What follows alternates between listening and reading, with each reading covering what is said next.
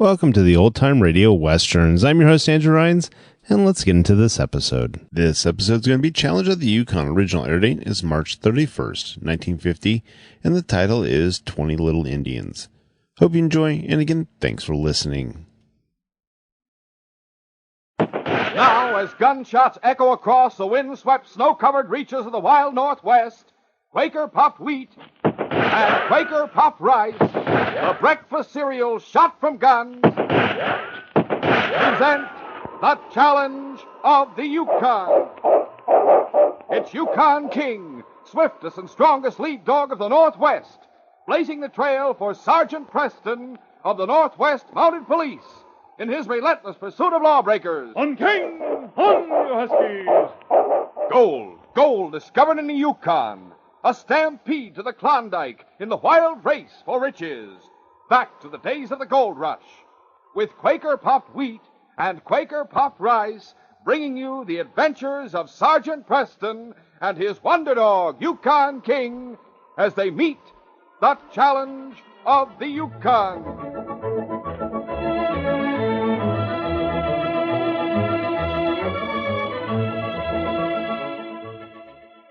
It's just like Mr. Rooster says. You'll crow every morning over a bowl full of delicious Quaker Puffed Wheat or Quaker Puffed Rice. Yes, sirree, it's the crisp, tempting cereal shot from guns. Just top it with milk and fruit. Take big, luscious spoonfuls. And, oh, boy, what a treat every time you eat Quaker Puffed Rice or Quaker Puffed Wheat.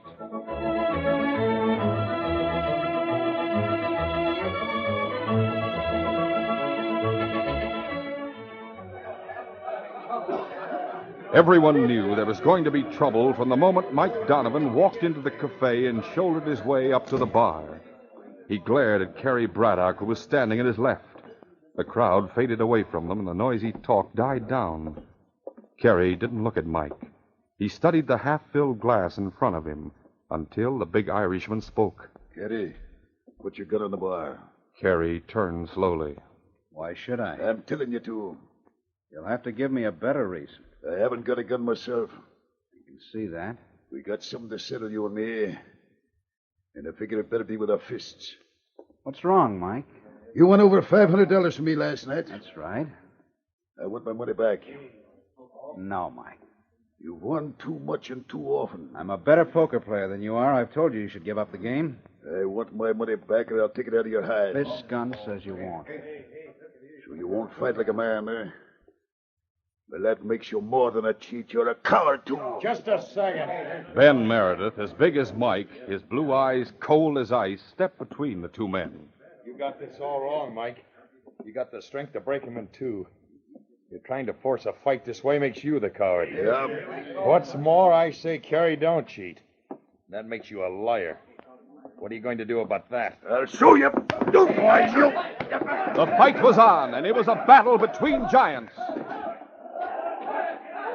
Sergeant Preston could hear the yells of the crowd as soon as he reached town, and so he drove straight to the cafe and stopped his team out in front. Okay, come on, King. With the great dog by his side, he entered the cafe. It took the sergeant only a second to size up the situation.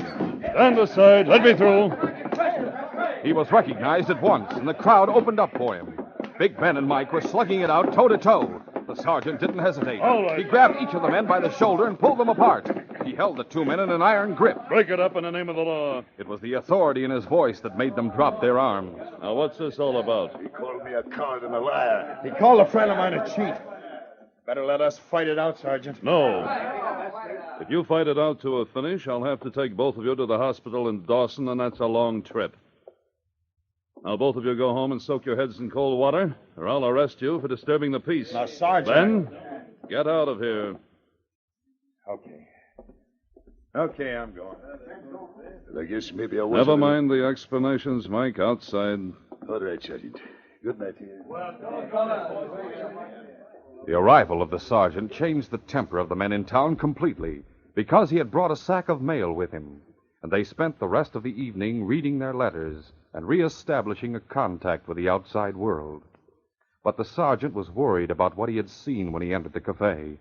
And later that night, he asked Bill Random, the owner of the hotel, for an explanation. It wasn't just Ben and Mike, Bill. All of them in there were spoiling for a fight. Would have been a free-for-all in another few minets. Well, we've had a tough winter, Sergeant. One blizzard after another. The men haven't been able to work their claims. They've been cooped up here in town. They're getting on each other's nerves. Nothing to do but drink and play poker. Nothing to talk about but gold. I know. Those who don't have any want it, and those who do have it want more. Well, won't be long before the breakup comes, and then they can all go back to work. I wish you could stay with us for a while, Sergeant. Why making a patrol? Just a few days. Might make all the difference. What are you afraid of? Well, anything can happen. Between Ben and Mike? Perhaps. They used to be good friends. What about Kerry Braddock? Well, he may not be big, but he doesn't like to be pushed around either. Oh. He doesn't cheat, I don't think. And he may shoot the next time someone accuses him of it. It's too bad we can't outlaw poker. Well, then they'd have nothing to do, and that'd be worse. No, I'm sure Carrie doesn't cheat. Now, if it were Harvey Brand... Well, if it were? He's a professional gambler. He hardly ever loses. Do you think he's in any danger of being shot? Not really. He always gives people a chance to get their money back. He'll take an IOU for any amount. Still, Still what? Oh, I guess I just don't like him. A fine thing when you start figuring your friends can turn into killers.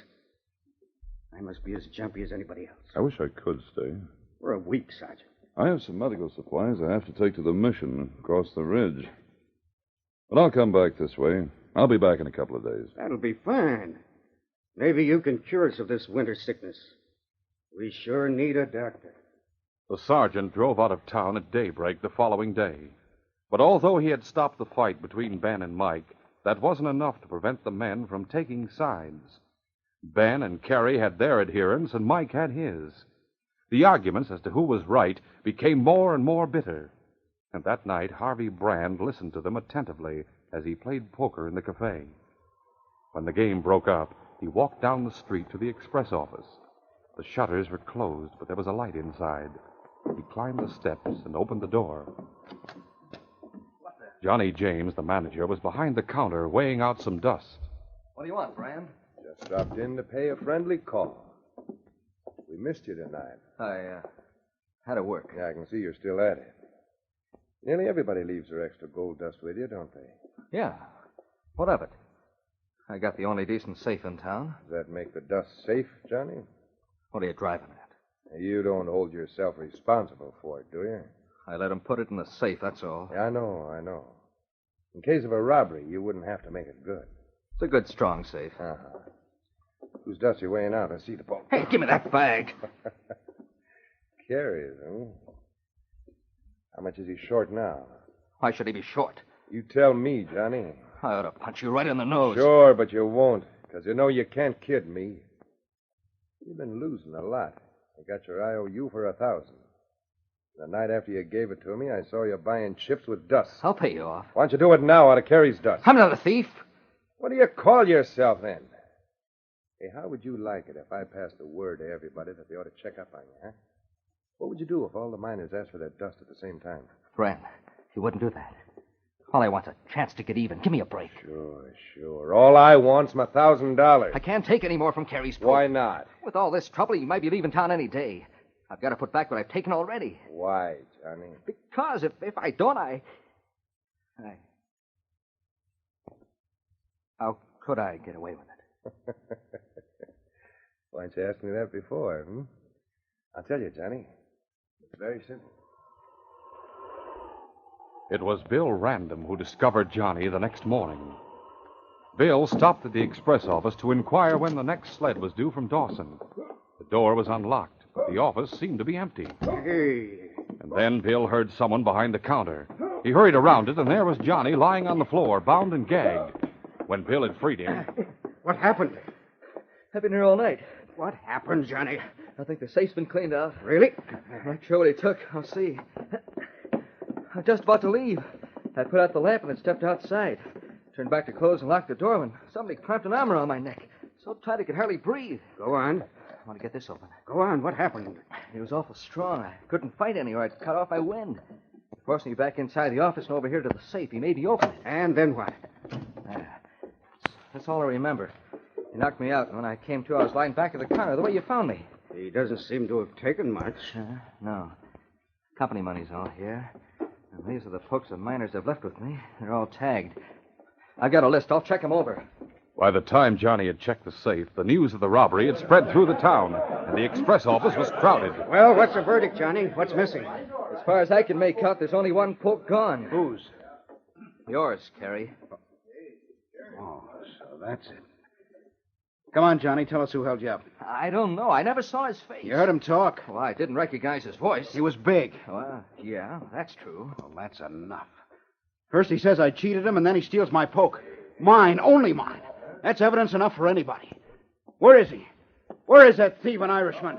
You talking about me? You know I am. Where is it? Where's my gold? You're wrong.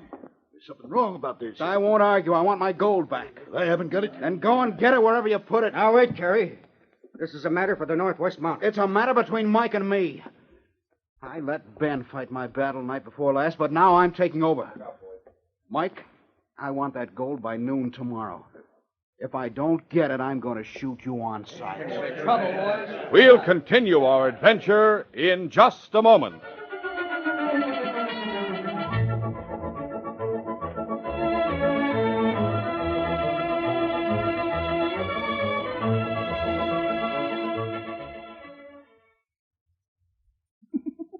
Say, fellas and girls, before Jay comes over here, I am going to let you in on a secret. My name's Tom Foolery, and I'm supposed to help Jay out with the sound effects today. But I'm going to play an April Fool joke on him, so listen carefully. Shh, here he comes now. Oh, Tom, are you ready for a last-minute rehearsal? Oh, boy, am I. Well, now, first you just stand by while I tell the fellas and girls about the biggest breakfast treat they can eat. That's Quaker puffed rice and Quaker puffed wheat. That's right. And then I tell how wonderful it is to pour out a heaping bowlful and top it with lots of milk and fruit. Hey, is this where I come in? Oh, no, not yet. Because I want to tell our listeners that Quaker puffed wheat and Quaker puffed rice furnish extra food values of natural grain amounts of vitamin B1, niacin, and iron. Yummy, good, and good for you, huh? Well, now here's where you come in. Oh, boy. It's when I tell the fellas and girls about how those premium grains of wheat and rice are loaded into huge guns. Yeah, I'm all set to go And now. then, to make them bigger and better tasting and full of bang-up nut-like flavor, Quaker puffed wheat and Quaker puffed rice are shot from guns. I did it! Hey, what's the big idea? When I tell how Quaker puffed wheat and Quaker puffed rice are exploded up to 8 times normal size, that means shot from guns. You're supposed to... I know it, but I'm practicing up for April Fool's Day tomorrow. Didn't you know? My name's Tom Foolery. Well, that was a good April Fool joke on me. But say, fellas and girls, here's something there's no fooling about. When you get Quaker puffed wheat or Quaker puffed rice, you won't ever be fooled if you look for the big red and blue package with the smiling Quaker man on the front. That fine modern package has a sealed inner lining that protects the famous flavor and crispness of Quaker puffed wheat and Quaker puffed rice until they hit your table. That's why wheat and rice shot from guns are never sold in bags or bulk. Ask Mom to buy a package of both delicious kinds tomorrow, sure.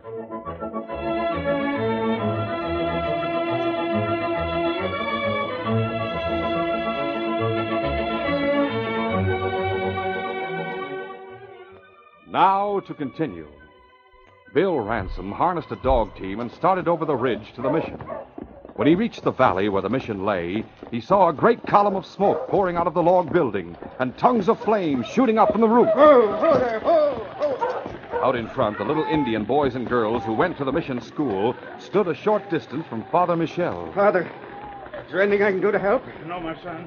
There's no way to save the building now. Where's the sergeant? One of the little boys, the one I have always the most trouble with, Napoleon. He ran back inside to find a toy gun, a treasured keepsake the sergeant had carved for him. The sergeant and King have gone after him. We're all praying they will both get out safely. It's been a long time now. The fire is much worse. I am afraid.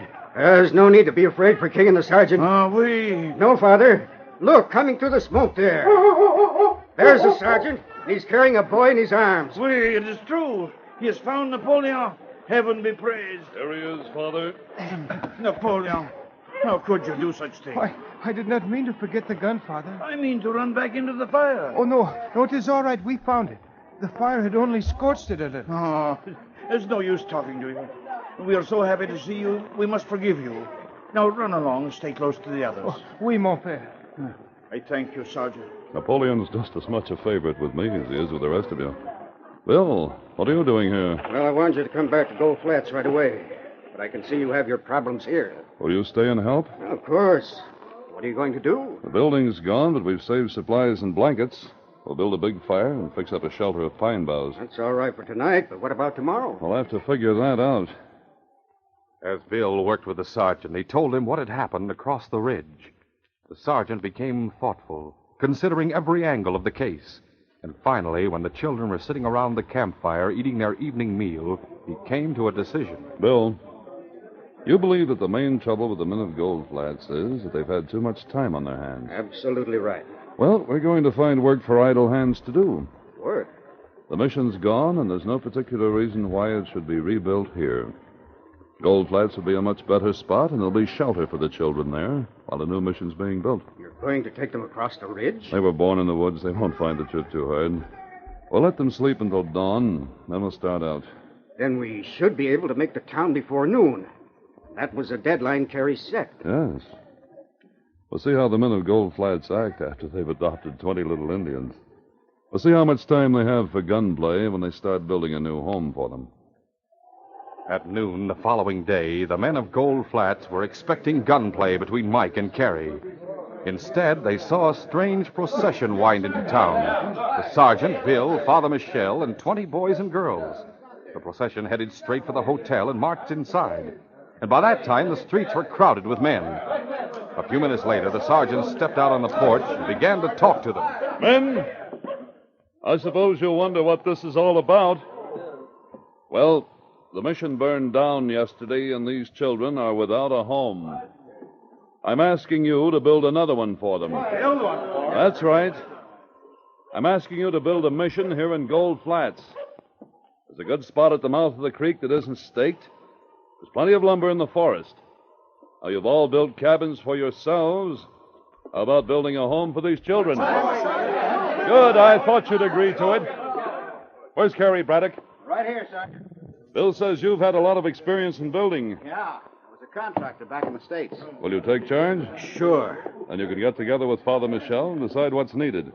All right, men, go to work. Are you with me, boys? Right. I'm appointing you construction chief, Ben. Who's the best man to take charge of the lumbering crew? Well, there's only one man for that job, Carrie. It's Mike. Mike, where are you? Where's your gun? I'm giving it to the sergeant. Here, Sergeant. Thanks, Carrie. Now, how about it, Mike? I'm willing to forget all about the gold until this job is done. Is it a deal? All right, why not? Will you bring the logs in? As many as you want. As fast as you can use them. That's a promise. Pick your men and bring those logs in. From that moment on, the town seethed with activity. The site for the new mission was chosen and the ground laid out. The forest rang with the sound of axes, the shouts of the lumbering crew, the thunder of giant firs crashing to the ground. The sergeant was everywhere, helping as much as he could. But although he had succeeded in his first aim, a truce in the town, he had only postponed his investigation of the express office robbery. That evening, after most of the men had climbed into bed, dead tired from their unaccustomed exercise, he questioned Johnny James for nearly an hour. Let's see your throat, Johnny. Why? You said the thieves choked you. Well, there's no mark. My throat was protected by my parka. Oh? You were hit on the head, too. Yeah. You want to feel the bump? No, Johnny. Did you see the thief's hand at any time? No. You should have. I'll demonstrate. Wait a minute. Take it easy now. I'm behind you. My arm's cutting off your wind. Your chin's pulled down to try to save your throat. You can see my hand, can't you? Yeah. Let me loose. What you're forgetting, Sergeant, is it was dark. It was awful dark in here. How'd you manage to open the safe? I did that by the sound of the clicks.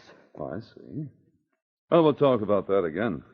Oh, By the way, has anyone else been losing a lot at poker lately? Well, I haven't been losing much at all. I meant anyone else but Mike. Oh, I don't know, Sergeant. Oh, I better find that out. In the meantime, try to remember.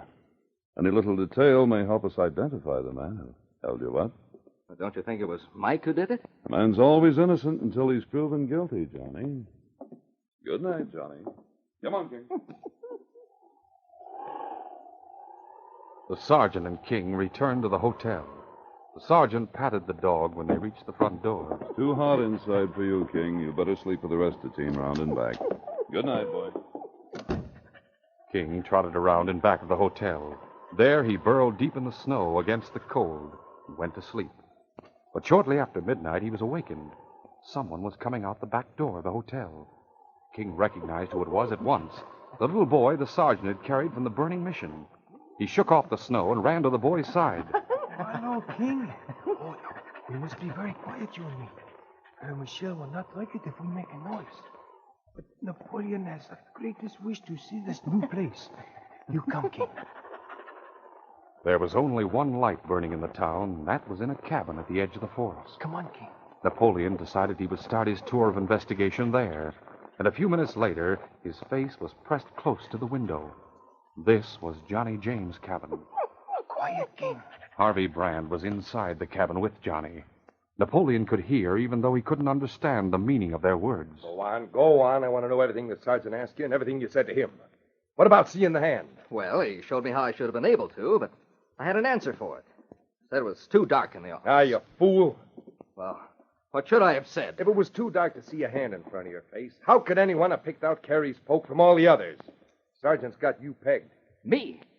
What about you? I had nothing to do with it. It was your idea. You tied me up. I had nothing to do with it. You can't get away with that. I got a gun here, Johnny. Do you see it? And I'm warning you. Keep me out of this, or it'll be your finish. Carey may talk about shooting somebody, but I'm the guy who'll do it. I'll tell the sergeant everything. You can't pin it all on me. And I've got a gun, too. Put that down. No.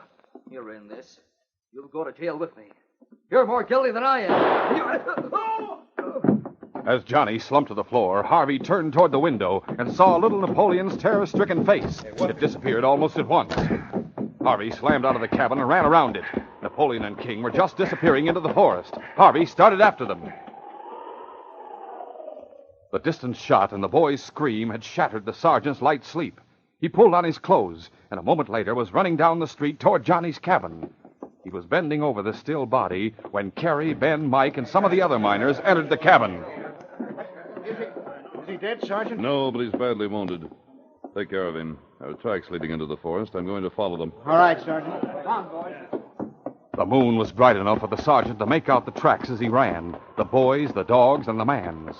When he reached the forest, the trampled undergrowth was enough to show him the way, and he ran hard, careless of his own safety, determined to overtake the man who had shot Johnny James.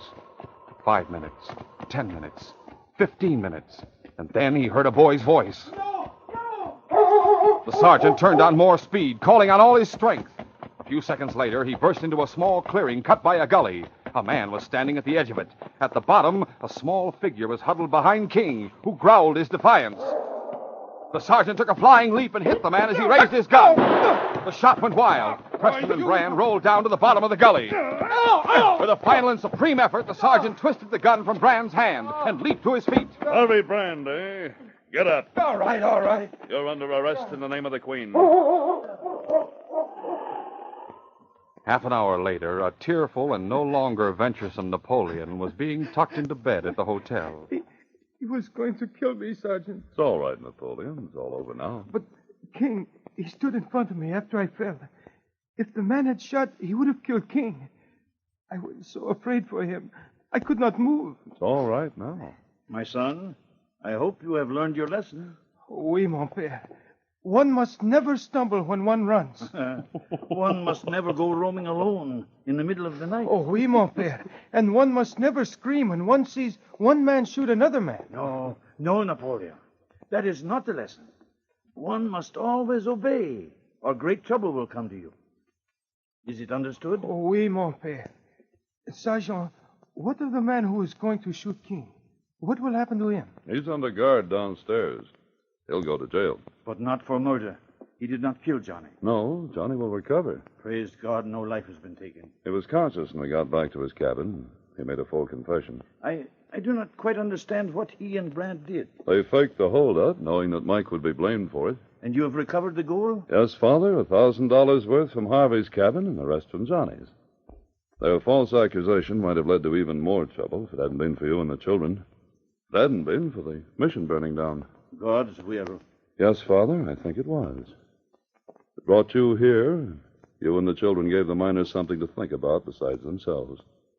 It straightened out their minds and prevented bloodshed. Now that the only real criminals in town are on their way to jail, this case is closed.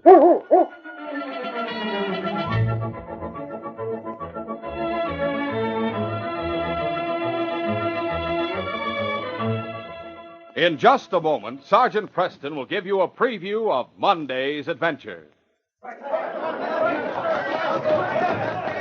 Join the crowd, fellas and girls. Hurry up and get your Sergeant Preston Yukon Trail model. They're yours for the asking when you ask for delicious Quaker puffed rice and Quaker puffed wheat. Yes, they're right on the 8 different special new packages. So there's no waiting, no box tops, no coupons, no extra cost. Hurry to your grocer's while there's still time. You'll want the complete set, so you'll have every one of the 59 exciting, larger, easier-to-build models. They're the very places you hear about in these danger-packed adventures of Sergeant Preston and King. You've got models of the Mounted Police Headquarters, a lumber camp, Wells Fargo office in Dawson City, the White Horse General Store, and jail. You get dog sleds, teams of huskies, all kinds of Yukon animals. You get a Yukon riverboat with a paddle that actually turns. Why, you've never before seen models like these. So build your complete Sergeant Preston Yukon Trail from Whitehorse to Dawson City right away. Get them at your grocer's now. They come only on the big red and blue packages of delicious, nourishing Quaker puffed wheat and Quaker puffed rice. Yes, the original crisp, fresh, shot-from-guns cereal that is never sold in bags or bulk. Listen Monday when Sergeant Preston and Yukon King meet the challenge of the Yukon in the case of the unfinished note. I was assigned to Selkirk to help solve a series of crimes known to be the work of a small gang.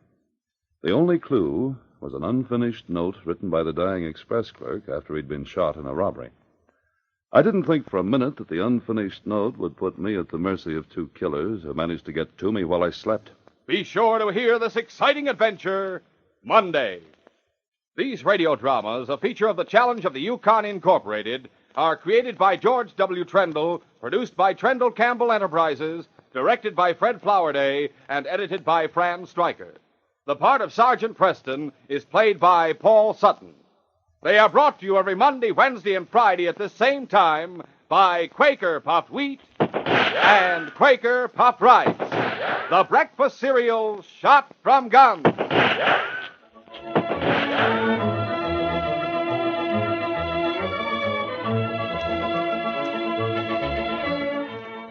For a delicious hot breakfast, eat Quaker Oats. The giant of the cereals is Quaker Oats. Delicious, nutritious, makes you feel ambitious. The giant of the cereals is Quaker Oats. Say, boys and girls, do you want to be a star someday in sports and activities? Then start on good Quaker Oats breakfast tomorrow. 'Cause nourishing oatmeal gives you more growth and endurance than any other whole grain cereal. Remember, Quaker and Mother's Oats are the same.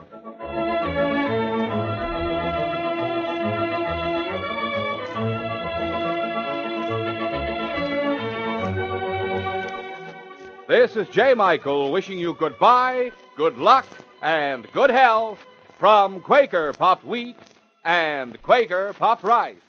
So long. This is ABC, the American Broadcasting Company.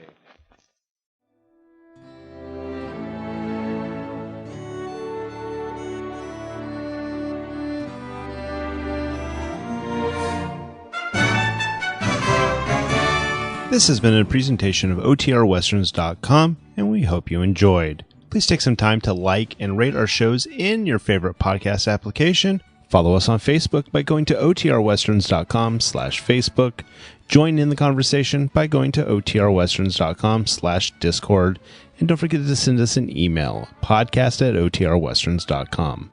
This episode is copyright under the attribution, non-commercial, share alike copyright. For more information, go to otrwesterns.com/copyright.